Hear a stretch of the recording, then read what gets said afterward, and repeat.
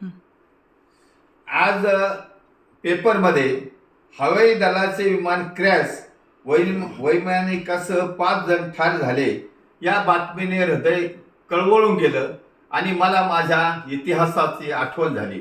कारण या विमान अपघात हा जोरहाट आसाममध्ये असलेल्या विमानतळावर झालेला आहे, ज्या ठिकाणी मी सुद्धा सर्व्हिस केलेली आहे. आणि हे विमान जोरहाट ते छबुआला चाललं होतं.